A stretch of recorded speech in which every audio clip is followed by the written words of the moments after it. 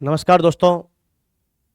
जैसा कि हमने एक नई मुहिम स्टार्ट की थी गुरुजी 4.0 प्लेटफॉर्म के ज़रिए आपको वीडियो की फ्री क्लासेज अवेलेबल कराने की, इस मुहिम की सीडी में आपका अंग्रेजी विषय जो आपके एग्ज़ाम में पूछा जाएगा उसको लेकर हम आपसे बातें कर रहे थे। इस संदर्भ में हमने सबसे पहले टॉपिक स्टार्ट किया था टेंस। अब इस टेंस टॉपिक की हम अगली क्लास में क्या पढ़ने वाले हैं, इस क्लास में इसके साथ हम आपके साथ डिस्कस करेंगे। हमने इससे पहले टेंस का जनरल इन्फॉर्मेशन जाना था फर्स्ट क्लास में। सेकंड क्लास में हमने प्रेजेंट इंडेफिनिट टेंस को पूरा किया था। प्रेजेंट इंडेफिनिट टेंस के ज़रिए हमने उसमें क्या क्या स्पेशल यूजेज जो एग्ज़ाम पॉइंट ऑफ व्यू से आपसे पूछे जाने थे उसके बारे में आपसे चर्चा की थी। मैं आपको 5 मिनट्स में एक बार फिर प्रेजेंट इंडेफिनिट को रिकैप करता हूं और रिकैप के जस्ट बाद हम प्रेजेंट का अगला चरण प्रेजेंट कंटिन्यूअस की ओर आगे बढ़ेंगे। आओ दोस्तों, एक बार हम प्रेजेंट इंडेफिनिट को रिकैप के जरिए एनालाइज करें और एक बार अपना मेमोराइज करने का प्रयास करते हैं। प्रेजेंट इंडेफिनिट में मैंने आपसे डिस्कस किया था, तो सबसे पहले एक बात कही थी कि प्रेजेंट इंडेफिनिट में हमारे पास हेल्पिंग वर्ब डू है और डू की प्रेजेंट फॉर्म डू और डज, जिसे हमने डू का प्रयोग किया प्लूरल के साथ, डज का प्रयोग किया सिंगुलर के साथ, और आने वाली एक्शन वर्ब जो हमारे साथ थी वो वर्ब की फर्स्ट फॉर्म थी। ये हमारा जनरल स्ट्रक्चर था। फिर हमने कैसे सेंटेंस को एनालाइज करके कैसे हम उस सेंटेंस की write appropriate verbs fill in the blanks के जरिए हम जो मल्टीपल चॉइस क्वेश्चंस में जो ए बी सी डी में से जो हमें मोर अप्रोप्रिएट आंसर है वो सिलेक्ट करना था। उसके लिए मैंने आपसे प्रेजेंट इंडेफिनिट के कुछ रूल्स के बारे में चर्चा की थी। मैं एक बार फिर आपसे रिकैप के जरिए उनको रिमाइंड कराता हूँ। मैंने सबसे पहला रूल बताया आपको, जो भी यूनिवर्सल फैक्ट हैं, जो भी मैथमेटिकल फैक्ट्स हैं, जो भी साइंटिफिक फैक्ट हैं, वो सब प्रेजेंट इंडेफिनिट में आते हैं। यूनिवर्सल फैक्ट्स जैसे हम कह सकते हैं the earth revolves around the sun. Earth sun के चारों ओर चक्कर लगाती है। अर्थ एक यूनिक है और उसका यूनिवर्सल फैक्ट ये है कि वो हमेशा सूर्य के चारों ओर चक्कर लगाने का उसका एक रूटीन वर्क है। तो हम कह सकते हैं यूनिवर्सल फैक्ट से आगे तो हम हमेशा उसको प्रेजेंट इंडेफिनिट में काउंट करेंगे।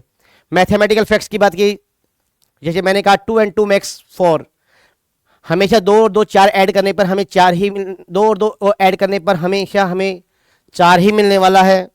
अगेन एक साइंटिफिक फैक्ट था, the water boils at 100 degree centigrade. Water का बॉयल होना 100 डिग्री सेंटीग्रेड टेम्परेचर, जैसे ही हम टेम्परेचर आएगा वाटर बॉयल होना स्टार्ट कर देता है। इस प्रकार से हमने डिस्कस की मैथमेटिकल फैक्ट्स होंगे वो प्रेजेंट इंडेफिनिट में होंगे, साइंटिफिक फैक्ट होंगे वो प्रेजेंट इंडेफिनिट में होंगे, यूनिवर्सल ट्रूथ भी हमारे प्रेजेंट इंडेफिनिट टेंस में होंगे। फिर अगली बात मैंने दूसरे रूल नंबर 2 के जरिए आपसे बात की थी, उस पर मैंने बताया था हेयर और देयर से स्टार्ट होने वाले एक्सक्लेमेटरी सेंटेंस। एक्सक्लेमेटरी सेंटेंस का लास्ट ऑफ साइन हम एक्सक्लेमेशन साइन आता है, और हमारा जब भी कोई एक्सक्लेमेटरी सेंटेंस हेयर और देयर से स्टार्ट होगा तो हमेशा उसके साथ आने वाली वर्ब प्रेजेंट इंडेफिनिट की ही प्रयोग होती है। फिर हमने बात की थी कुछ टाइम ऑफ एडवर्ब्स वर्ड्स दिए थे, मैं एक बार फिर उन पर बात करता हूँ। ये वर्ड्स हमें डायरेक्ट सेंटेंस में मिलने वाले हैं और उन वर्ड्स को हम टिक करके हम हमारी अप्रोप्रिएट वर्ब तक पहुंचने वाले होते हैं। जैसे ऑलवेज मिल जाए, नेवर मिल जाए, एवर मिल जाए, सेल्डम मिल जाए, ऑफन मिल जाए, रेयरली मिल जाए, यूजुअली मिल जाए, डेली मिल जाए, फ्रीक्वेंटली मिल जाए, ओकेजनली मिल जाए। ये सारे ऐसे वर्ड्स हैं जो कहीं ना कहीं हमारे रूटीन वर्क्स को, डेली रूटीन्स को शो करते हैं। जैसे डेली आया तो हम कह सकते हैं ये हमारी हैबिट्स को रिप्रेजेंट करता है। तो ये टाइम ऑफ एडवर्ब्स हैं, डायरेक्ट हमें सेंटेंस में मिलेंगे और हमें जैसे इन वर्ड्स को टिक करना है और हमें हमारे टेंस की पहचान आइडेंटिफाई करना है। हमें ये वर्ड मिलते हैं, हम प्रेजेंट इंडेफिनिट को आइडेंटिफाई करेंगे और जो प्रेजेंट इंडेफिनिट की मल्टीपल चॉइस में जो हमें ऑप्शंस दिया है हम उसको टिक करके आगे मूव कर जाएंगे। इसके बाद मैंने आपसे बात की थी कुछ कंडीशनल सेंटेंस की। मैंने कहा था कंडीशंस में 2 क्लॉज होते हैं, जब भी कोई कंडीशनल सेंटेंस आएगा उसके अंतर्गत 2 क्लॉजों की बात की जाएगी।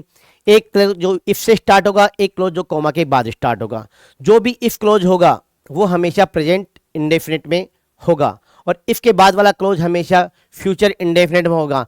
मैंने आपको यहाँ एक बात और याद करने के लिए कहा था कि प्रेजेंट की फ्रेंडशिप प्रेजेंट के साथ हो सकती है, प्रेजेंट की फ्रेंडशिप फ्यूचर के साथ हो सकती है, प्रेजेंट की फ्रेंडशिप पास्ट के साथ होना बहुत रेयरली है। मतलब आपके एग्जाम पॉइंट ऑफ व्यू से ऐसा कोई आपको सेंटेंस एग्जाम्स में नहीं पूछा जाता प्राय।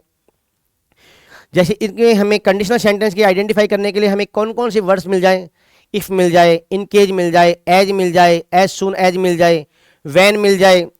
तो ये ऐसे कुछ वर्ड्स हैं जो हमें आइडेंटिफाई करेंगे हमारे कंडीशनल सेंटेंस को पहचानने में। जैसे ये वर्ड्स होंगे तो हमारे पास दो क्लोज होंगे, दो क्लोज होंगे तो दो वर्ब्स आएंगी, दो वर्ब्स आएंगी तो पहले वाला जो इफ के साथ जो क्लोज है वो प्रेजेंट इंडेफिनिट का क्लोज होगा और कोमा के बाद वाला क्लोज हमेशा फ्यूचर इंडेफिनिट में होगा। प्रेजेंट इंडेफिनिट का क्लोज होने के कारण उसके साथ वर्ब की फर्स्ट फॉर्म एस या एस का प्रयोग किया जाएगा। सिमिलर कोमा के बाद वाला क्लोज फ्यूचर इंडेफिनिट का है तो उसके साथ विल शैल प्लस वर्ब की फर्स्ट फॉर्म का यूज किया जाएगा। इस प्रकार से मैंने और आगे एक आपके साथ रूल्स की चर्चा की थी। कोई भी इडियम्स आ जाए, कोई प्रोवर्ब्स आ जाए या किसी प्रकार का कोई स्टेटमेंट्स आ जाए, वो सारे स्टेटमेंट्स हमेशा प्रेजेंट इंडेफिनिट्स में ही होते हैं। फिर हमने बात की थी आपके साथ डिस्कस करते हुए आगे बढ़े तो हमने कहा था आपको कि प्रेजेंट इंडेफिनिट की पहचान के लिए हमारे पास एक कॉन्सेप्ट और भी है। वो कॉन्सेप्ट था जैसे हमें कोई भी लाइव कॉमेंट्री का डिस्कस हो रहा हो, न्यूज़पेपर हेडलाइंस का डिस्कस हो रहा हो, कोई लाइव टेलीकास्टिंग हो रही हो, तो ये सारे स्टेटमेंट जो भी लाइव फोरकास्टिंग के हैं वो सारे के सारे आपके प्रेजेंट इंडेफिनिट में बनाए जाते हैं। न्यूज़पेपर हेडलाइंस भी उसी में बनाई जाती हैं। तो इस प्रकार से हमने प्रेजेंट इंडेफिनिट को समराइज किया था। आज हम आपकी क्लास में उपस्थित हुए हैं प्रेजेंट कंटिन्यूअस टेंस को लेकर। आज हम प्रेजेंट कंटिन्यूअस टेंस की बात करेंगे। प्रेजेंट कंटिन्यूअस, तो इसमें हमारे पास देखो मैंने कहा प्रेजेंट कंटिन्यूअस टेंस, हमारे पास तीन वर्ड्स हैं, प्रेजेंट है, कंटिन्यूअस और टेंस है। तो हमने टेंस को पहले काउंट करते हैं। टेंस में हमेशा हमारे पास हेल्पिंग वर्ब होने वाली है और मेन वर्ब होने वाली है। टेंस का सेंटेंस होने के लिए हमारी बेसिक नीड है हमारे पास हेल्पिंग वर्ब भी हो और हमारे पास मेन वर्ब भी हो। मैंने आपसे बात की टेंस के जस्ट बाद वाला था हमारे पास प्रेजेंट कंटिन्यूअस, मिडिल वर्ड हमारे पास कंटिन्यूअस। कंटिन्यूअस के लिए क्या हेल्पिंग वर्ब होगी और कंटिन्यूअस के लिए क्या मेन वर्ब होगी। तो हमारे अगर हमने ये आइडेंटिफाई कर लिया तो हमारा टेंस पूरा करने के कगार पे होंगे। जैसे मैंने कंटिन्यूअस बोला तो कंटिन्यूअस जहां जहां कंटिन्यूअस आएगा वर्ड आएगा तो वहां की हेल्पिंग वर्ब आप फाइनली एक ही हेल्पिंग वर्ब है वो है आपके साथ बी। बी ऐसी हेल्पिंग वर्ब है जो हमेशा कंटिन्यूअस टेंस को आइडेंटिफाई करने के हमारे काम आती है। बी की अगर प्रेजेंट फॉर्म होती है इज, आर, एम और पास्ट फॉर्म होती है वाज और वर। तो हमारे पास हमने टेंस पढ़ने वाले हैं प्रेजेंट, तो हमारी प्रेजेंट कंटिन्यूअस के लिए हेल्पिंग वर्ब हमें आइडेंटिफाई होगी, वो है इज, आर, एम। फिर हम बात करेंगे टेंस सेंटेंस के लिए मुझे मेन वर्ब भी चाहिए। मैंने कहा था मेन वर्ब हमेशा कंटिन्यूअस टेंस के अंदर आने वाली है, वर्ब की फर्स्ट फॉर्म के साथ आई एन जी ऐड कर देते हैं, जिसे हम प्राय V4 के नाम से भी जानते हैं।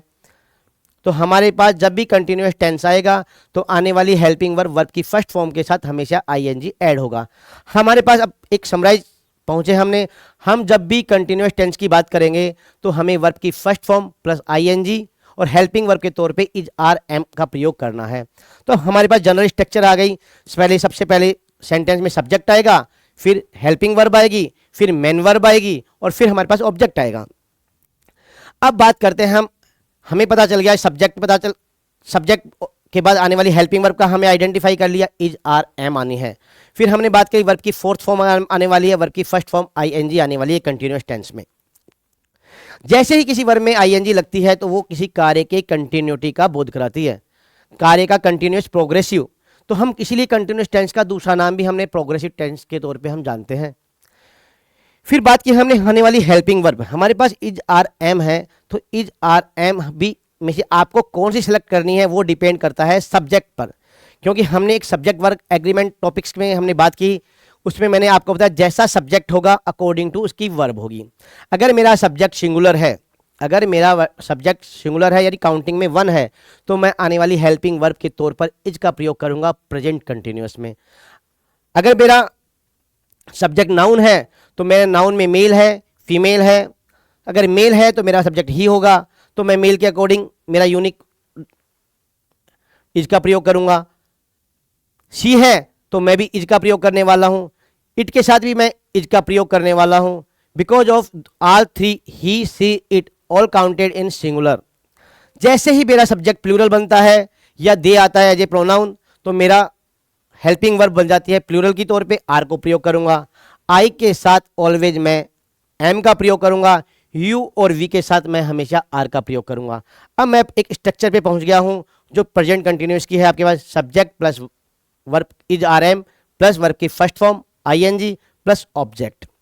मैंने आपको आइडेंटिफाई करना बता दिया कि कैसे हेल्पिंग वर्ब को आइडेंटिफाई करना है और कैसे वहां पर जाकर मुझे कंटिन्यूस टेंस की मेन वर्ब को आइडेंटिफाई करना है।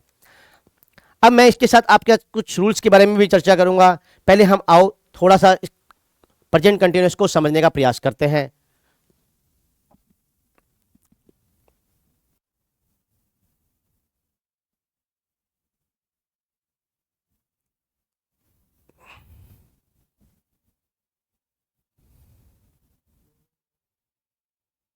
बोर्ड का कलर इश्यू होगा।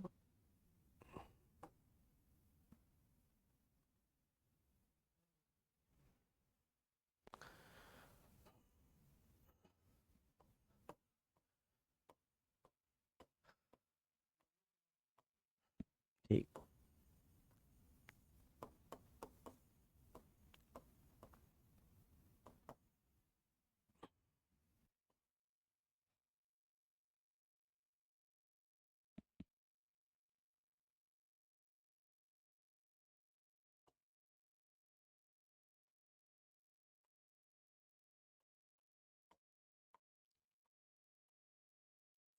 देखो बच्चों, पहला वर्ड है मेरे पास टेंस। जहां जहां टेंस होगा मैंने आपसे डिस्कस की थी कि हेल्पिंग वर्ब भी होगी और मेन वर्ब भी होगी। मैंने आपसे बात की जैसे मैं कंटिन्यूस में पहुंचा तो मुझे हेल्पिंग वर्ब के तौर पर मैं यूज करने वाला हूं इज, आर और एम। मेन वर्ब के तौर पे मैं काम में लेने वाला हूं वर्ब की fourth form. It means verb की फर्स्ट फॉर्म के साथ जब भी आई एन जी एड किया जाएगा तो वर्ब की फोर्थ फॉर्म मिलती है। बात करते हैं इज का प्रयोग कब होगा। इज का प्रयोग होगा सिंगुलर सब्जेक्ट के साथ।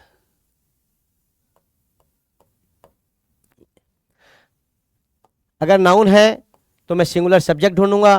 अगर प्रोनाउन है तो सिंगुलर सब्जेक्ट के स्थान पर काम आने वाले वर्ड्स प्रोनाउंस।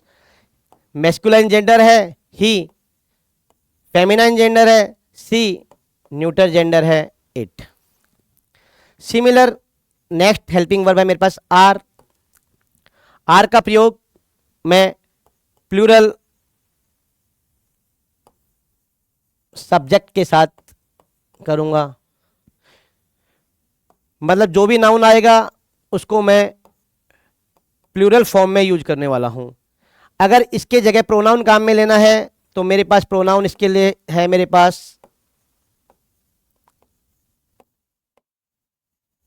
दे। एक प्रोनाउन है प्लूरल वी और यू, इनके साथ मैं यूज करने वाला हूं ऑलवेज आर। अब मेरे पास शेष बचा हेल्पिंग वर्ब के तौर पर एम। एम के लिए हमेशा एक ही वर्ड है, वो है आई। तो मेरी हेल्पिंग वर्ब मुझे मिल गई इज, सेकंड पे मुझे मिला आर और थर्ड पे मिला मुझे एम। मैं हेल्पिंग वर्ब के तौर पे इनको यूज करूंगा। मेन वर्ब के तौर पे मुझे वर्ब की फोर्थ फॉर्म यूज करनी है। मेन वर्ब हमेशा एक्शन वर्ड्स होंगे। मतलब जो भी सेंटेंस दिया जाएगा उन स्टेटमेंट्स में क्या एक्शंस हैं वो रिप्रेजेंट करने वाले वर्ड्स हमेशा मेन वर्ब होंगे। मेन वर्ब का सेकंड नेम है एक्शन वर्ब्स। हेल्पिंग वर्ब का दूसरे नाम पर हम जानते हैं ऑक्सिलरी वर्ब।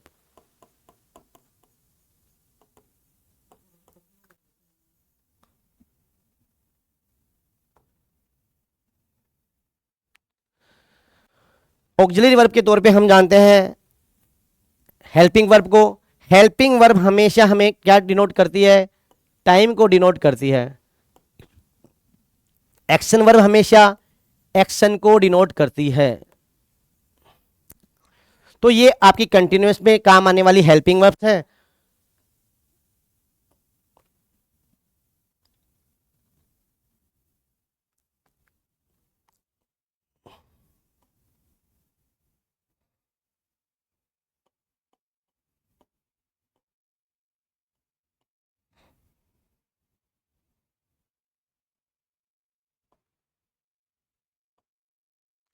और ये आपकी मेन वर्ब्स है। इजारम एक्शन वर्ब के तौर पे आप यूज करेंगे वर्ब की फोर्थ फॉर्म। तो ये स्ट्रक्चर्स पे हम पहुंचे हैं। तो हम फाइनली इसके बाद जाते हैं। तो हमारी स्ट्रक्चर कैसी बनने वाली है? प्रेजेंट कंटिन्यूस की स्ट्रक्चर्स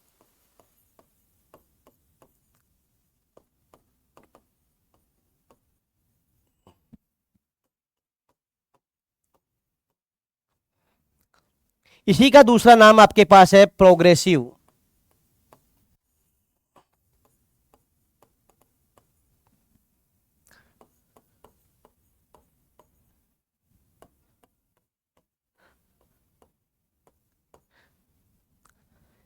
इसको कंटिन्यूस क्यों बोला और इसमें को प्रोग्रेसिव क्यों बोला?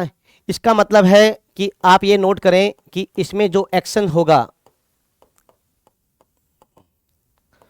वो रनिंग होगा या कंटिन्यू होगा,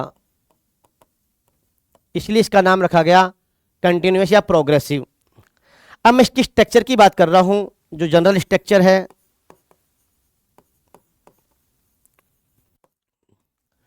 सबसे पहले सेंटेंस अगर मेरा डिक्लेरेटिव है तो मैं यूज करूंगा सब्जेक्ट को। सब्जेक्ट के बाद मैं यूज करने वाला हूं हेल्पिंग वर्ब को। हेल्पिंग वर्ब की याद करने वाला हूं मैं मेन वर्ब, जिसे बोलते हो आप मेन वर्ब। उसके बाद यूज करने वाला हूं मैं ऑब्जेक्ट को। अब मेरा सब्जेक्ट डिसाइड करता है कि उसके साथ कौन सी हेल्पिंग वर्ब आने वाली है, और मेरे पास कंटिन्यूस की हेल्पिंग वर्ब है इज, आर और एम। तो मैं कह सकता हूं सब्जेक्ट आएगा, सब्जेक्ट का इज आर एम आएगा। मेन वर्ब के तौर पे मैं काम में लेने वाला हूं मेन वर्ब की fourth form. It means verb की फर्स्ट फॉर्म के साथ मैं आई एन जी एड कर रखूंगा और मेरा हो जाएगा ऑब्जेक्ट या एनी जो भी और भी कुछ दिया है तो आपके साथ उसके साथ डिस्कस करेंगे। ये मेरी स्ट्रक्चर है डिक्लेरेटिव सेंटेंस, जिसे आप अफर्मेटिव के नाम से जानते हो। अगर इसी सेंटेंस को अगर मैं नेगेटिव फॉर्म में मानूं तो मेरा नेगेटिव बनाने के लिए मुझे मेरा सब्जेक्ट आएगा, सब्जेक्ट के बाद मेरा इज, आर, एम आएगा और नोट आएगा और वर्ब की फोर्थ फॉर्म आएगी एंड ऑब्जेक्ट आएगा। एक चीज बात नोट करो बच्चों कि ये नोट की जगह कहाँ है। तो ये याद रखिए कि जब भी नोट आएगा वो मेन वर्ब से जस्ट पहले आएगा। देखो अभी आपके यहाँ दो पोजीशन है, हेल्पिंग वर्ब के बाद नोट आएगा या मेन वर्ब के पहले नोट आएगा। तो आप अपना जनरल इंफॉर्मेशन में अपनी मेमोरी में स्टोर कीजिए, हमेशा नोट हमेशा मेन वर्ब से पहले आएगा। टेंस में हमेशा नोट मेन वर्ब की के साथ अटैच होगा, लगा होगा। जैसे मैं इसकी इंट्रोगेटिव, ये है हमारी नेगेटिव स्ट्रक्चर।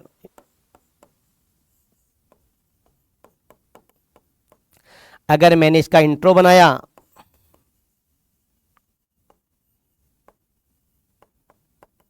तो मेरी स्ट्रक्चर आ गई सब्जेक्ट पहले, फिर पहले मेरा इज,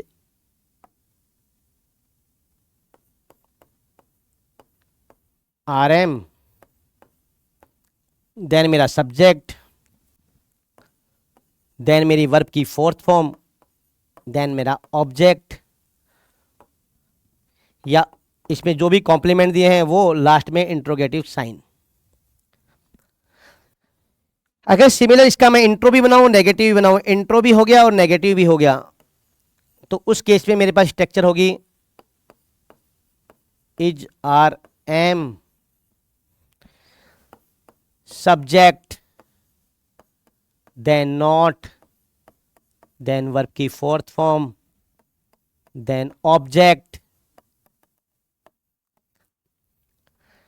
देखिए बच्चों, मैंने कहा था नोट हमेशा वर्ब की फॉर्म के साथ अटैच होता है।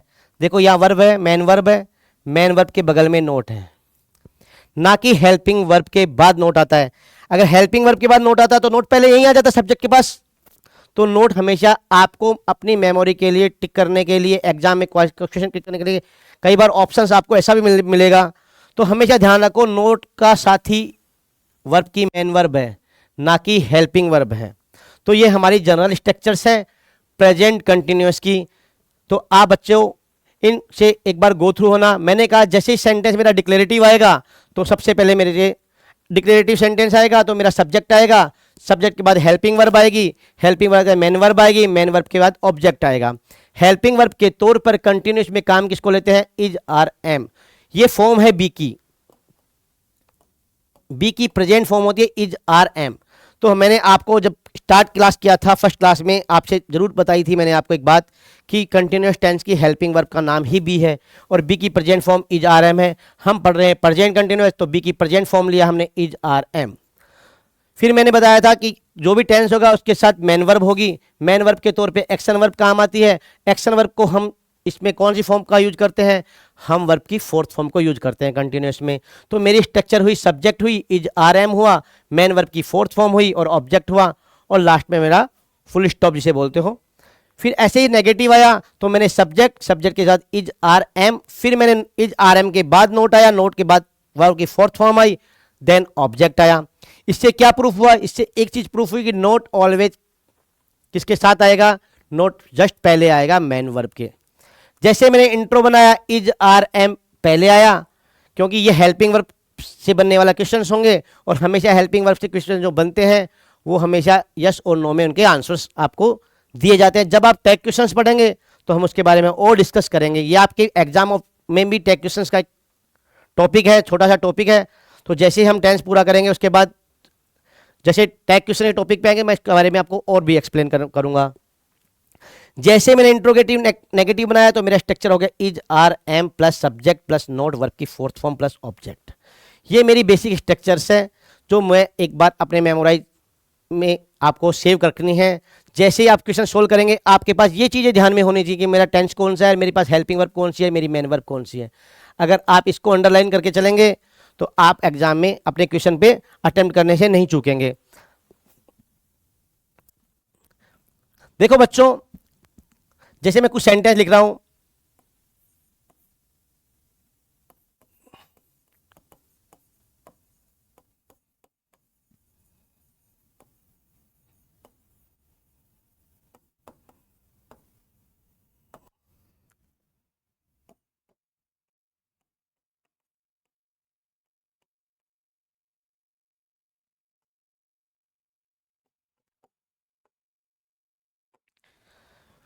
आपके सामने मैंने दो सेंटेंस लिखे, हरीश इज प्लेइंग फुटबॉल, एक मैंने लिखा Harish plays football. Both are sentence are correct, लेकिन दोनों में अंडरस्टैंडिंग का डिफरेंस है। अंडरस्टैंडिंग क्या है? जो ये गिवन सेंटेंस है वो आपका प्रेजेंट इंडेफिनिट का है। कैसे पता चला मुझे प्रेजेंट इंडेफिनिट का है? जब भी किसी वर्ब की फर्स्ट फॉर्म के साथ एस या इसका प्रयोग किया जाएगा वो प्रेजेंट इंडेफिनिट का होगा। तो मैंने इस वर्ब को आइडेंटिफाई किया और मैंने इसका नामकरण प्रेजेंट इंडेफिनिट रख दिया। मैंने कहा था प्रेजेंट इंडेफिनिट में आपको एक बात याद रखें, प्रेजेंट इंडेफिनिट हमेशा हैबिचुअल एक्शंस को, रूटीन वर्क्स को शो करते हैं। तो यहां से एक चीज डिक्लेयर होगी, हरीश की हैबिट है, हरीश का डेली रूटीन है, हरीश डेली बेसिस पे फुटबॉल खेलता है। ये आपको ऑटो अंडरस्टूड होना चाहिए। इस सेंटेंस, गिवन सेंटेंस में जैसे ही मुझे प्रेजेंट इंडेफिनिट का सेंटेंस मिला तो मुझे इस सेंटेंस के जो सेंस मिलने वाला था वो था मुझे हरीश की हैबिचुअल एक्शंस का। हरीश अपनी हैबिट के अकॉर्डिंग डेली फुटबॉल खेलने जाता है, तो ये उसकी रेगुलर हैबिट है। लेकिन ऊपर जो सेंटेंस दिया गया है हरीश इज प्लेइंग फुटबॉल, इसका मतलब है जब भी स्पीकर हरीश के बारे में बात कर रहा है, हरीश के बारे में बात कर रहा है तो उस समय हरीश फुटबॉल खेल रहा है, मतलब हरीश का प्लेइंग जारी है, हरीश का गेम जारी है। जब स्पीकर ने बोला तो हरीश का गेम चालू है, मतलब हरीश उस समय फुटबॉल खेल रहा है। जब स्पीकर ने स्टेटमेंट दिया है, किसी को हरीश के बारे में बताया, तो हरीश उस समय अपने गेम पर है। तो जब भी कंटिन्यूस टेंस आएगा उसमें जो एक्शन था प्ले, प्ले की फोर्थ फॉर्म बनी प्लेइंग, तो जैसे ही प्लेइंग बनती है तो और कंटिन्यूस में आता है तो मैं ये कह सकता हूं कि यहां पर एक्शन जब भी स्पीकर बोल रहा होगा उस समय एक्शन आपका जारी रहेगा। तो आपका कंटिन्यूस टेंस में एक बात ध्यान रखने की बात यही है कि इसमें हमेशा और हमेशा एक्शन जब स्पीकर बोल रहा होता है या किसी से के बारे में किसी को स्टेटमेंट दे रहा होता है उस समय वो अपने काम पर जिसके बारे में चर्चा कर रहा है वो उस एक्शन पर प्रोग्रेसिव है या कंटिन्यूसली एक्शन पर चल रहा है। तो हमें इस सेंटेंस में और इस सेंटेंस में दोनों में अंतर यही है, या मुझे हैबिट का अंदाजा हुआ जैसे फर्स्ट फॉर्म देखी, और जैसे मैंने प्लेइंग देखा तो मेरे को आइडिया लगाया कि ये हरीश का गेम अभी चालू है। आओ बच्चों एक एग्जांपल पे और डिस्कस करते हैं हम लोग।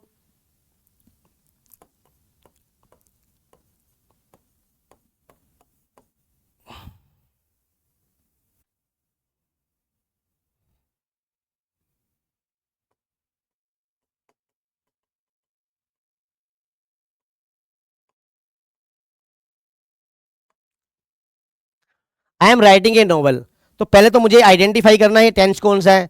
तो मैं सबसे पहले टेंस को आइडेंटिफाई, जैसे मुझे आइडेंटिफाई करना है तो मैंने कहा टेंस को आइडेंटिफाई करने के लिए आपको दो चीज़ों को देखना है, हेल्पिंग वर्ब को देखना है और मेन वर्ब को देखना है। हेल्पिंग वर्ब से मैंने गया यहाँ सेंटेंस में तो मुझे मिली हेल्पिंग वर्ब के तौर पर एम, मेन वर्ब के तौर पे मिला मुझे राइटिंग। ये मेरी मेन वर्ब है, ये मेरी हेल्पिंग वर्ब है। एम किसकी फॉर्म है? एम बी की फॉर्म है। कौन सी फॉर्म है? प्रेजेंट फॉर्म है। तो मैंने कहा ये टेंस है प्रेजेंट, और हेल्पिंग वर्ब प्रेजेंट कंटिन्यूअस की होती है, बी कंटिन्यूअस की हेल्पिंग वर्ब है। तो मैंने इस टेंस का नाम रख लिया प्रेजेंट कंटिन्यूअस। जैसे मेरे को मेन वर्ब मिली, मैंने कहा मेन वर्ब हमेशा जब भी फोर्थ फॉर्म आएगी वो कंटिन्यूअस की होगी। तो मैं यहाँ डेफिनेट हो गया, मेरा होने वाले टेंस का नाम क्या है? Present continuous. अब जैसे ही प्रेजेंट कंटिन्यूअस टेंस हुआ तो मुझे ये मानना है कि जब भी स्टेटमेंट दिया जा रहा है उस समय वो काम जारी है, वो एक्शन चल रहा है, रनिंग में है। तो इस सेंटेंस में I am writing a novel, मतलब मैं नॉवेल लिख रहा हूँ। मतलब जब भी स्टेटमेंट दिया गया है, किसी ने स्टेटमेंट दिया है या मैंने स्टेटमेंट दिया, तो मेरा नॉवेल लिखने का काम जारी है। अब मैं आपको कुछ आइडेंटिफिकेशंस इस टेंस के बताता हूँ जो आइडेंटिफाई करके आप आसानी से इस टेंस तक पहुँच सकते हो। किसी भी एक्शन के को कंटिन्यू बताने वाले वर्ड्स,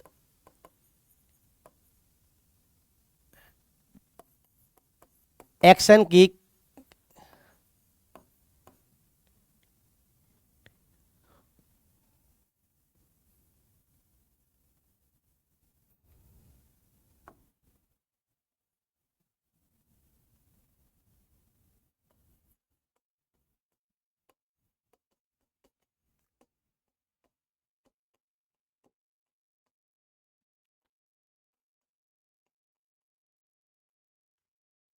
कुछ ऐसे वर्ड्स हैं जो आपके एक्शंस को कंटिन्यूटी को बताते हैं, और आपको एग्जाम में जो भी क्वेश्चंस आएगा उनमें वो वर्ड्स को आपको आइडेंटिफाई करना है। जैसे मैं बात करता हूँ नाउ की, नाउ का मतलब होता है अब, और जब भी नाउ आएगा इट मीन्स एक्शन का जारी है। ऐसे मैंने एक वर्ड लिखा नाउ ए डेज, नाउ ए डेज का मतलब होता है आजकल। ये वर्ड भी ऐसा है जो मुझे रिप्रेजेंट करेगा मेरे एक्शन की कंटिन्यूटी को।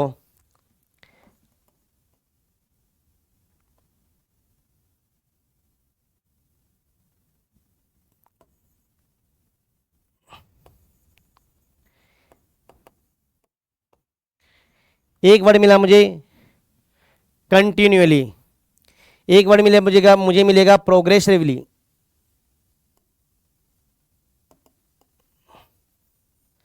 तो इस वर्ड से मुझे आइडिया लग गया कि ये मेरे सारे के सारे एक्शन के कंटिन्यूटी को बताते हैं। इसके अलावा ये और भी कुछ वर्ड्स हैं, जैसे एट दिस टाइम। अगर सेंटेंस में मुझे एट दिस टाइम मिला तो मैं कह सकता हूं कि ये मेरा प्रेजेंट कंटिन्यूअस है। ऐसे ही एट दिस मोमेंट,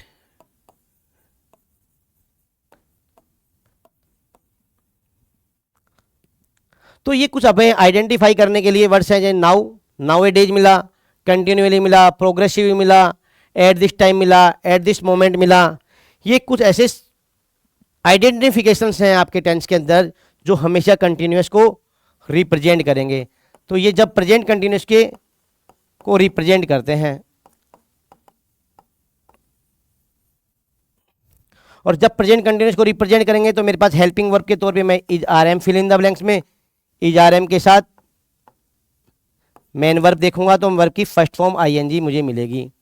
तो मुझे अपने टिक करने के लिए ये जरूरत है। तो जब भी आपको नाउ मिले सेंटेंस में, नाउ ए डेज मिले, कंटिन्यूली मिले, प्रोग्रेसिवली मिले, एट दिस टाइम मिले, एट दिस मोमेंट मिले, तो आप ये जस्टिफाई कर सकते हो कि कहीं ना कहीं स्टेटमेंट में एक्शंस का कंटिन्यूटी है। एक्शन स्टेटमेंट जब भी स्पीकर दे रहा है उस समय एक्शन चालू है। तो ये हमें इंडिकेटर है, ये हमारे कंटिन्यूस के इंडिकेटर्स हैं। तो ये हमारे कुछ इंडिकेटर को आप नोट कर लीजिएगा, ताकि आपको जब भी एग्जाम में ऐसे वर्ड्स मिलते हैं किसी सेंटेंस में और आपको एमसीक्यूज में ऑप्शंस मिल जाते हैं, तो हम अप्रोप्रिएट के लिए प्रेजेंट कंटिन्यूस को टिक करेंगे और ऑप्शन में हमें is are am plus verb की फर्स्ट फॉर्म आईएनजी जरूर मिलेगी और हमारा अप्रोप्रिएट आंसर वही होगा। तो आपको वहां से वो टिक करके आगे बढ़ना है। इसके बाद मैं कंटिन्यूस में, जब मैंने आपको प्रेजेंट इंडेफिनिट बताया था,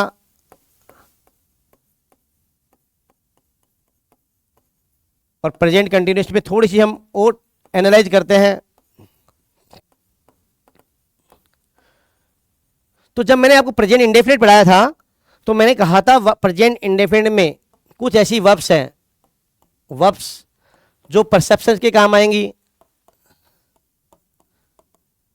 इमोशंस के काम आएंगी,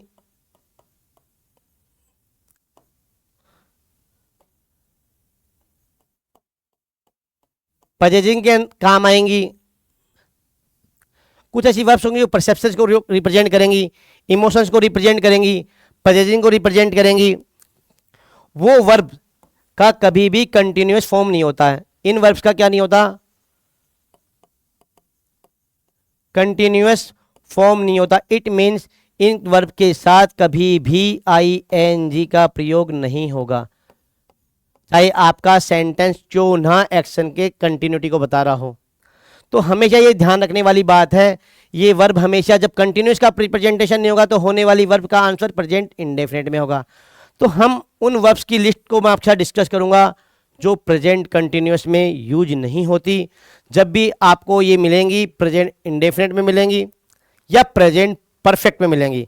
मैं जैसे ही प्रेजेंट परफेक्ट और प्रेजेंट परफेक्ट कंटिन्यूस पढ़ाऊंगा तो मैं आपके साथ दोबारा इस पॉइंट पर वापस आऊंगा, वहां भी मैं आपको एक्सप्लेन करूंगा कि मेरा प्रेजेंट परफेक्ट कंटिन्यूस टेंस क्यों नहीं है और प्रेजेंट परफेक्ट क्यों है। तो जब भी आपको अगला टॉपिक, जब मैं अगली क्लास में, हम एक या दो क्लास में इस टॉपिक्स पे आएंगे तो यहाँ मैं आपसे डिस्कस भी करूंगा। फिलहाल हम बात कर रहे हैं प्रेजेंट कंटिन्यूस और प्रेजेंट इंडेफिनिट की। तो मैंने कहा कुछ ऐसी वर्ब्स हैं जिनकी कंटिन्यू फॉर्म नहीं बनती है, मतलब वर्ब की फर्स्ट फॉर्म का क्रिएशन नहीं होता। जब वर्ब की फोर्थ फॉर्म नहीं बनता तो ऐसी वर्ब के साथ, इन वर्ब के साथ, परसेप्शन वाली वर्ब के साथ, थिंकिंग वाली वर्ब के साथ, पजेजिंग वाली वर्ब के साथ और इमोशंस वाली वर्ब के साथ आईएनजी नहीं लगेगा। और आईएनजी नहीं लगने के कारण इनका कभी भी कंटिन्यूअस टेंस में यूज नहीं होगा।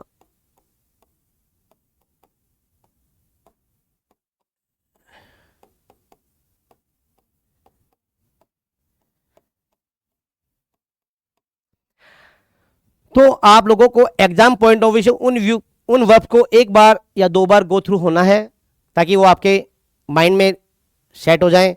जब भी आपको वो वर्ब मिलेंगी तो आप सीधा सा उनका कंटिन्यूस फॉर्म नहीं करें। आपको ऑप्शन में कंटिन्यूस टेंस मिलेगा, कंटिन्यूस में आप कभी कंटिन्यूस उनकी फोर्थ फॉर्म बनती नहीं है तो आप कंटिन्यूस से वो एमसीक्यूज में वो ऑप्शन को हम गलत करके हम अप्रोप्रिएट आंसर पे पहुंच जाएंगे। आओ बच्चों, अब हम उन वर्ब्स के बारे में डिस्कस करते हैं। एक स्लाइड के थ्रू हम आपको वो वर्ब्स नोट कराते हैं, तो आप भी अपनी नोटबुक में कहीं ना कहीं इस चीज़ को नोट कर लें ताकि आपको इन फ्यूचर जब भी ऐसी वर्ब्स एग्जाम में मिले तो आप अपने क्वेश्चंस को गलत ना करें। तो आओ बच्चों, हम उन वर्ब्स के साथ एक बार गो थ्रू होते हैं। देखो पहला ऑप्शन है मेरे पास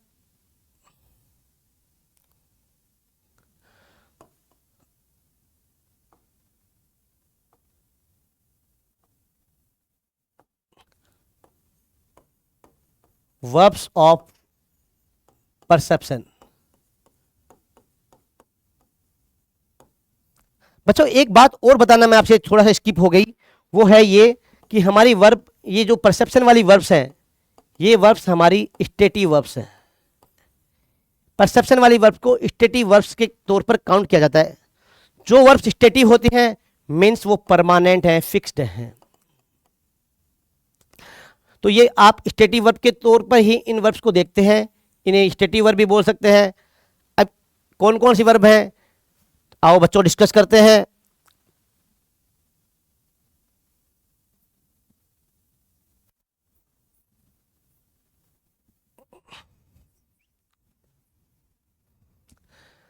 देखो पहला मैंने टॉपिक लगाया वर्ब्स ऑफ परसेप्शन। ये सारी की सारी वर्ब कैसी है, स्टेटिव है। स्टेटिव है मतलब स्थायी है, फिक्स्ड है, इनका कभी कंटिन्यूअस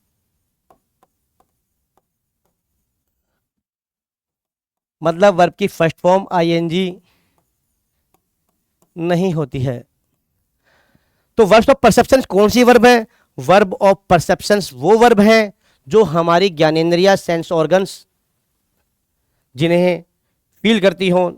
जैसे हमारी आईज ने का कार्य क्या है, जनरल कार्य है आंखों का देखना। जब मेरी सी आएगी तो हम कह सकते हैं सी का कभी फोर्थ फॉर्म जनरल आंख जो कार्य करती है उस पर्पज से कभी यूज नहीं होगा, सिंग नहीं बनेगा। ऐसे ही मेरी दूसरी वर्ब आई, हमारी टंग का काम करना है स्मेल लेना, तो स्मेल स्मेल हमारा नोज करता है, तो नोज जब स्मेल करता है तो हमारा स्मेलिंग कभी भी फोर्थ फॉर्म नहीं होगा। जब भी कोई नोज का कार्य आएगा, नोज का एक्शंस आएगा, तो जनरल सेंस में स्मेलिंग नहीं बनेगी। ऐसे ही मेरी टंग का काम है टेस्ट करना, तो टेस्ट का टेस्टिंग कभी नहीं बनेगा। इसके अलावा हमारा जो स्किन है उसका काम है फील करना, स्किन का काम है फील करना। जब भी स्किन कोई फीलिंग लेगी तो हम स्किन के फील के अर्थ में फीलिंग का यूज नहीं करेंगे। तो हमारे को ध्यान रखने वाली बात है, कभी फील की फोर्थ फॉर्म फीलिंग नहीं बनेगी। हम कई बार देखते हैं हम यूज करते हैं तो हम बोलते हैं I am feeling now, better now, तो हम उस समय हमारे स्किन का बहुत जो कार्य है उसके आधार पर उसकी चर्चा नहीं कर रहे हैं, क्योंकि जो स्किन के आधार पर चर्चा होगी वो परसेप्शन होगा, और स्किन का परसेप्शन है फील करना, तो ये जनरल सेंस है फीलिंग, तो वहाँ फोर्थ फॉर्म क्रिएट नहीं होती है। नेक्स्ट आपके साथ है आपका हियर। हियर का काम क्या है आपका, ईयर का काम है हियर करना, और इसकी भी फोर्थ फॉर्म हियरिंग नहीं होती है। कई बार देखते हो आप कोर्ट के केसेस में कि साहब जज साहब उस केस को हियर कर रहे हैं, हियरिंग कर ले रहे हैं उसकी, तो वहां जज साहब हियरिंग का मतलब सुनना ना होकर कोई सुनवाई है, वहां सुनवाई है, जज साहब जो सुनवाई कर रहे हैं वो अलग सेंस है, ना कि हमारे जो ईयर जो काम करते हैं वो अपने ईयर से लोगों की सुनवाई थोड़ी कर रहे हैं, वो तो उस केस के मैटर को सुन रहे हैं। तो जो जनरल सेंस अलग होता है। तो ध्यान रखने वाली है वर्ब्स ऑफ परसेप्शन हमारी कितनी है, 5 है।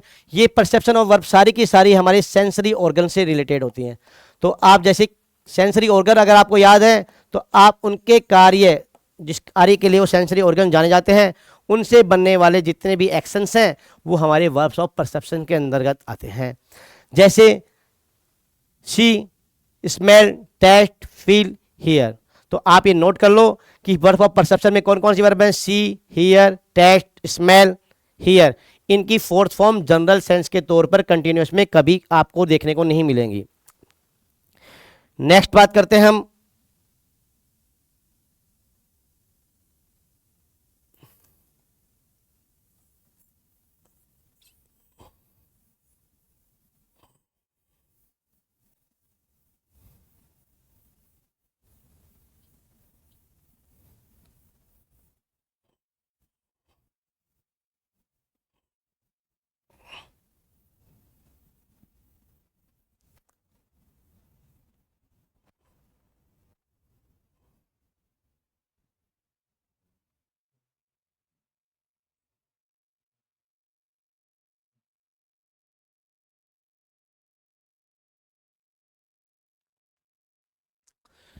दूसरी वर्ब है हमारी परसेप्शन के बाद में जो हमारी स्टेटिव वर्ब के तौर पे काम करती हैं, वो है हमारी verbs of appearance.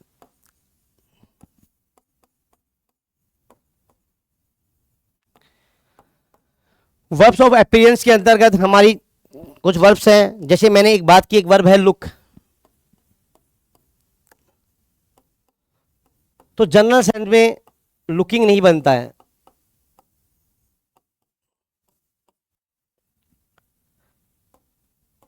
Second verb है सीम। तो सीम का भी आप सीमिंग नहीं बन देखते हो। फिर है एक एपियर। अपीयरेंस से एक वर्ड बना एपियर।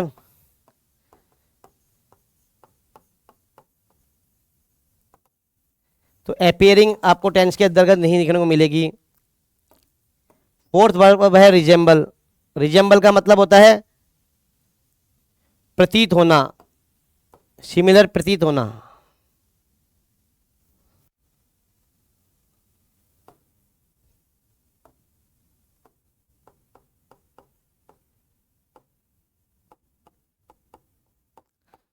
तो हमारी वर्ब्स ऑफ अपीयरेंस के अंदर का लुक, सीम, एपियर और रिजेंबल। तो हमसे इनसे बनने वाले जो भी फोर्थ फॉर्म होगी, जैसे रिजेंबलिंग, तो आपको प्रेजेंट कंटिन्यूअस में ये टेंस में ये वर्ब की फोर्थ फॉर्म देखने को जनरल सेंस में कभी भी नहीं मिलेंगी। फिर हम स्टेटिव वर्ब की थर्ड में आते हैं।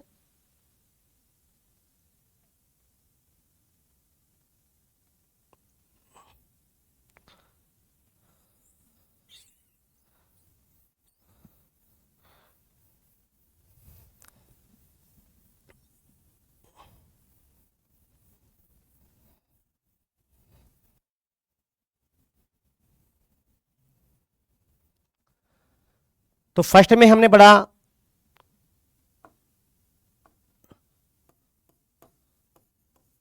Verbs of perception.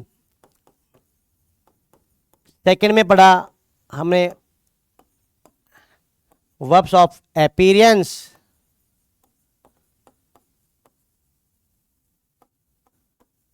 अब बात करते हैं हम इमोशंस को रिप्रेजेंट करने वाले कुछ एक्शंस वर्ड, जैसे वांट है, डिजायर है, केयर है, एडमायर, फियर,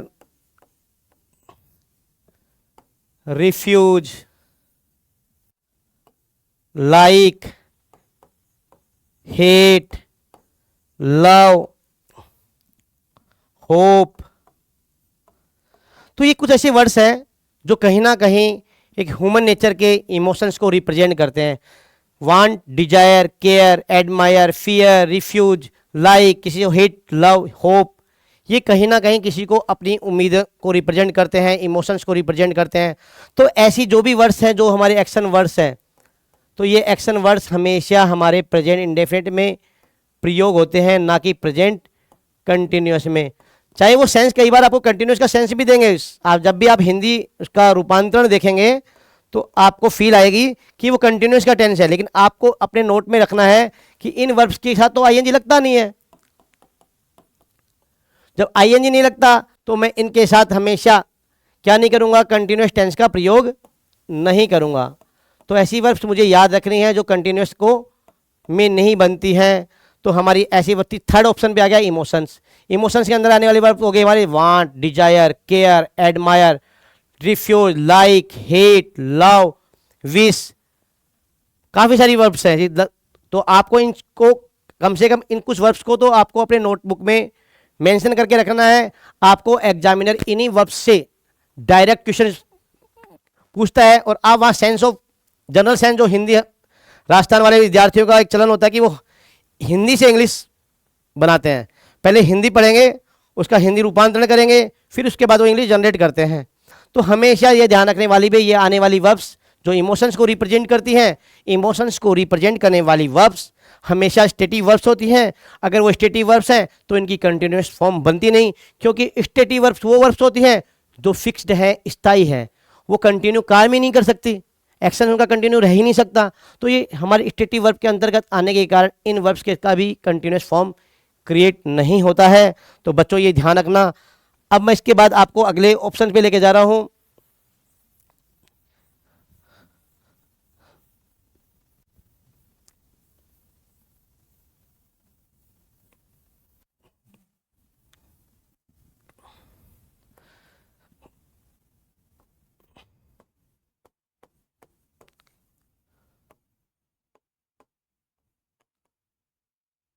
फिर हमारा फोर्थ आ गया वर्ब्स ऑफ थिंकिंग।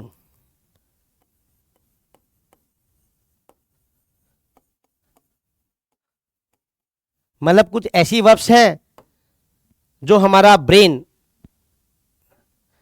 डिसीजन लेता है, जिनके बारे में हमारा ब्रेन जिनके बारे में सोचता है, जिनके बारे में जानने का प्रयास करता है, वो ऐसे एक्शन वर्ड्स भी हमारे स्टेटिव्स होते हैं, स्टेटिव वर्ब होती हैं। तो जैसे इसमें थिंक से बना एक वर्ड थिंक, एक एक्शन वर्ड बना थिंक। थिंक का थिंकिंग जनरल सेंस में टेंस के तौर पर आप यूज नहीं करेंगे, मतलब थिंक का कंटिन्यूस फॉर्म में आपको देखने को प्राय नहीं मिलेगी। जब हमारे ब्रेन ने किसी पे ट्रस्ट करता है तो ट्रस्ट का ट्रस्टिंग नहीं होता है, ट्रस्टिंग नहीं होगा, रियलाइज नहीं होगा। रियलाइज एक वर्ड, रियलाइज, तो रियलाइजिंग आप कंटिन्यूस फॉर्म नहीं करेंगे। इसके अलावा आपका एग्री है, सपोज है, नो,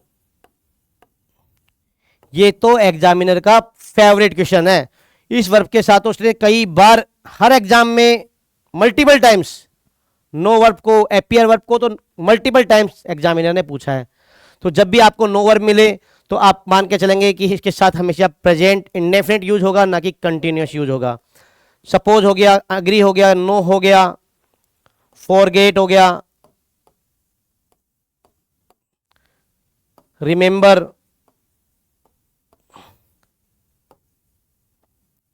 ये सारी वर्ड्स हैं जो आपको स्टेटिव वर्ब के तौर पर देखने को मिलती हैं। मैं रिपीट करता हूं, agree, suppose, know, forget, remember, think, trust, realise, consider,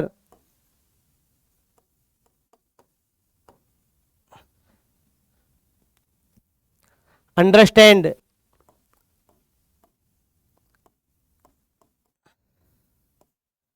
तो जब भी आपका टेंस के साथ इज आर एम इनके साथ प्रयोग करता हुआ दिखाई दे टेंस में, तो आप मान के चलना कि वहां कोई ना कोई एग्जामिनर आपको डिसीव करने का प्रयास कर रहा है, क्योंकि इज आर एम का प्रयोग इनके साथ होगा नहीं, वर्ब की फोर्थ फॉर्म इनकी बनती नहीं है, क्योंकि ये है स्टेटिव वर्ब्स। अब मैं अगली आपको लेके जा रहा हूं वर्ड्स ऑफ पोजेशन।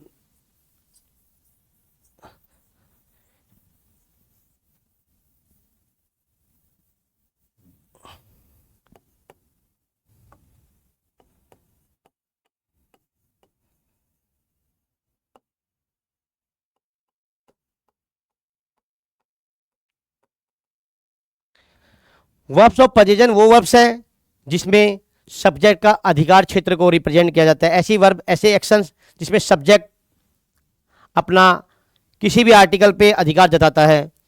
तो ऐसी कुछ वर्ब्स हैं जिनको भी आप याद रख सकते हैं। हैव, तो मैं कभी भी हैविंग फॉर्म नहीं करूंगा, इज आर एम के साथ हैविंग फॉर्म नहीं करूंगा कभी भी।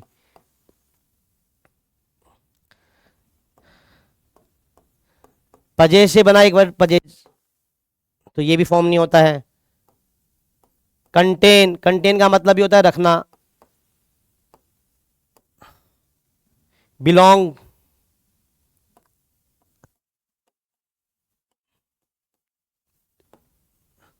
ऑन, तो ये कुछ ऐसी वर्ब्स हैं जो पजेजन को रिप्रेजेंट करती हैं। हैव, पजेज, कंटेन, बिलोंग, ऑन, तो ये कुछ ऐसी वर्ब्स हैं जो पजेजन को रिप्रेजेंट करती हैं। तो इनके साथ भी आईएनजी फॉर्म नहीं होती। जब इनकी आईएनजी फॉर्म नहीं होती तो ये कंटिन्यूस टेंस में काउंट नहीं होते, और इनके साथ कभी भी helping verb is are am का प्रयोग नहीं होता है।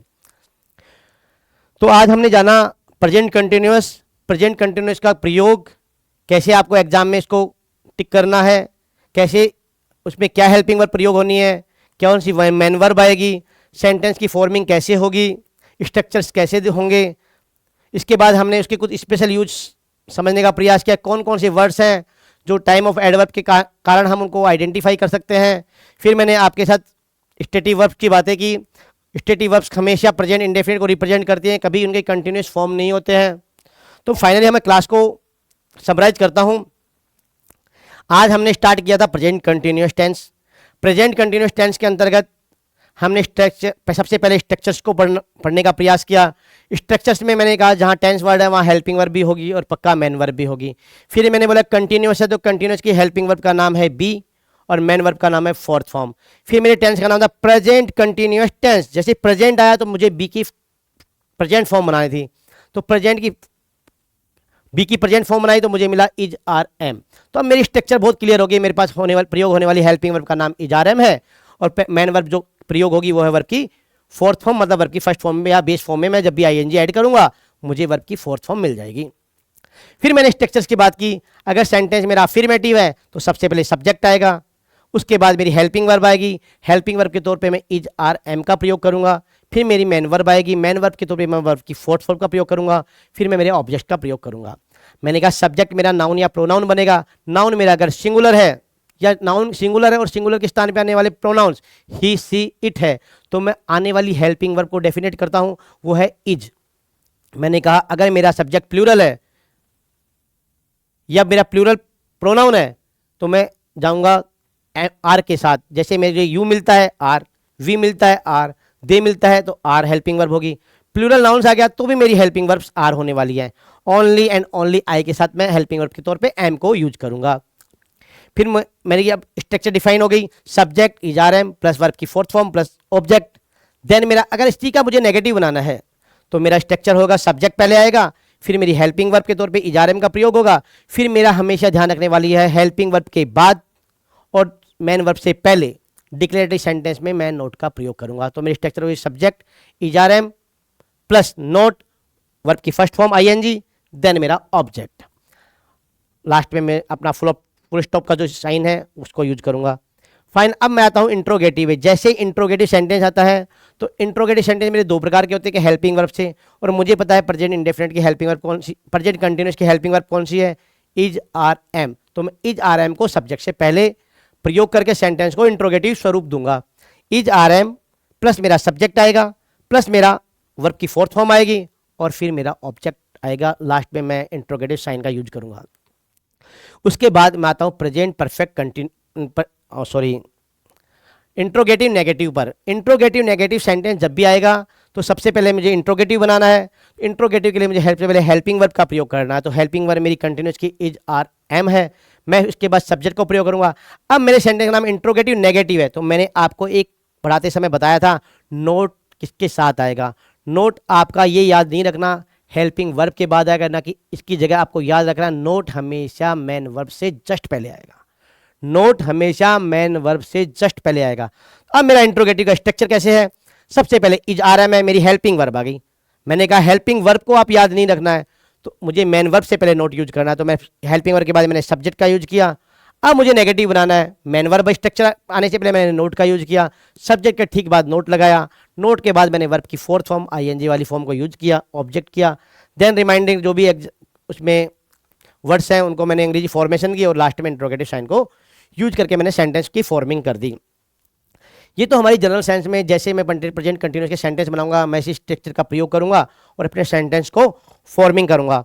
अब बात करते हैं हमारे एग्जाम में एमसीक्यूज में इसको टिक कैसे करना है। तो मैंने आपको बताया कि प्रेजेंट कंटिन्यूअस का मतलब है एक्शन का जारी रहना। स्पीकर जब भी आपको कोई स्टेटमेंट दे रहा है या किसी को किसी के बारे में एक्सप्लेन कर रहा है या किसी के बारे में समथिंग इज टेलिंग लाइक, तो जब भी वो एक्शन के बारे में बताएगा उस समय उस एक्शन का जारी रहना होता है, वो एक्शन चालू रहता है। तो जब भी किसी एक्शन के रनिंग की बात की जाएगी, कंटिन्यूटी की बात की जाएगी तो हमेशा कंटिन्यूअस टेंस का प्रयोग किया जाएगा। तो इसमें कुछ मैंने टाइम ऑफ एडवर्ब्स भी बताई, जाए नाउ आ गया। तो नाउ ऐसा रिप्रेजेंटिंग वर्ब है जो एक्शन की कंटिन्यूटी को बताता है। इसके अलावा एक वर्ड है मेरा कंटिन्यूसली, प्रोग्रेसिवली, जो मेरी कंटिन्यूटी को बताते हैं। इसके अलावा टाइम ऑफ एडवर्ब्स है this days, at this time, at this moment.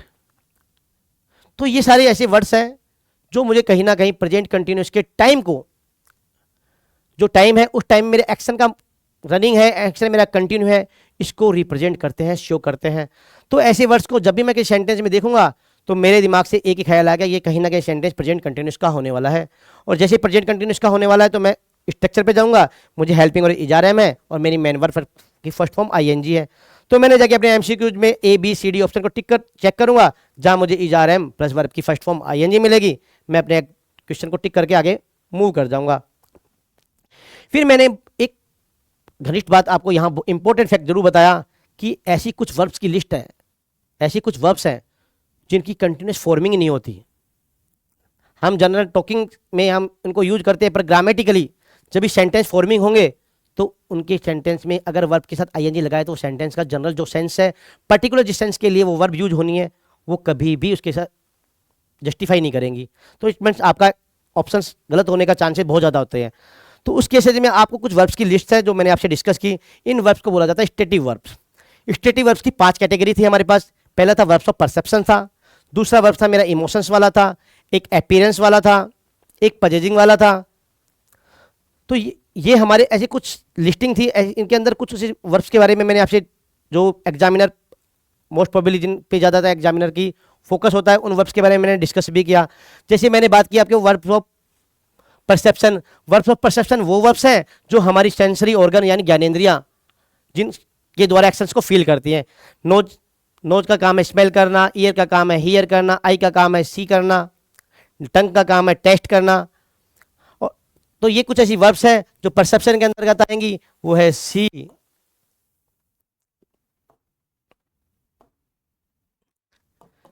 Here, test, smell और फील। ये सारे हमारी 5 ज्ञानेंद्रियां हैं। पांचों की पांचों ज्ञानेंद्रियां इनके बारे में हमें, इनके बारे में नॉलेज इन्फॉर्मेशन शेयर करती हैं। तो ये वर्ब्स हमारी परसेप्शन के अंतर्गत आती है। दूसरी मैंने पढ़ी थी अपीयरेंस। अपीयरेंस के अंतर्गत हमारी कौन कौन सी वर्ब आती है? लुक। अपीयरेंस एक वर्ब बना, एक्शन वर्ड अपीयर। अपीयर का साइनोनिम है रिजेंबल।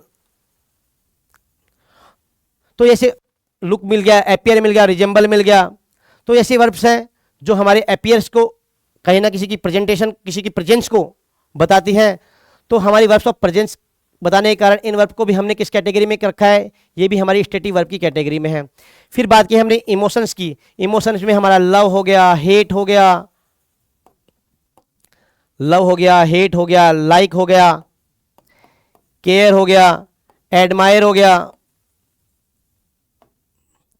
माइंड हो गया, फियर। तो ऐसे कुछ वर्ब्स हैं। Wish, doubt. तो ये हमारे इमोशंस को रिप्रेजेंट करते हैं। तो ऐसे इमोशंस को रिप्रेजेंट करने वाले जो एक्शन वर्ब्स हैं, इनके साथ भी आपको ध्यान रखना है कि आईएनजी की फॉर्मिंग नहीं होती। फिर हमारी नेक्स्ट डिस्कशन पे आए हम verbs of thinking. Verbs of thinking में क्या हो गया हमारा? थिंक। थिंक से एक्शन वर्ड बना थिंक।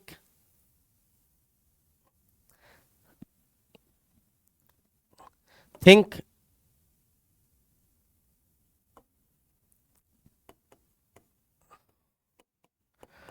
Trust, realise,